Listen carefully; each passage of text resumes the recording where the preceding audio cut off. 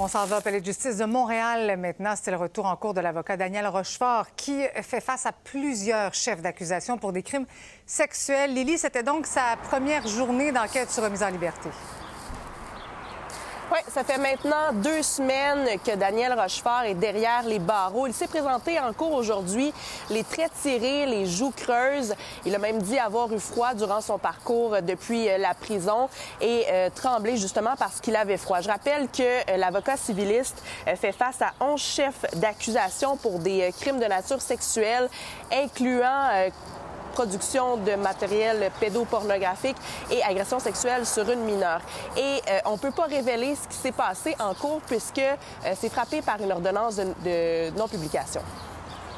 Il faut dire aussi que l'attention médiatique accordée, Lily, au dossier, ça a fait ressortir, disons, des liens étroits que Daniel Rochefort entretenait avec plusieurs concours de beauté.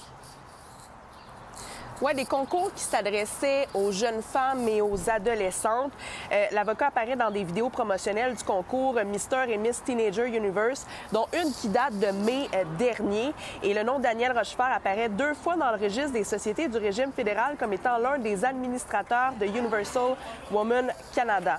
On le voit d'ailleurs dans une vidéo Instagram de l'organisation qui date de 2022. Dans cette vidéo-là, on le voit entouré de jeunes femmes alors qu'il joue du piano.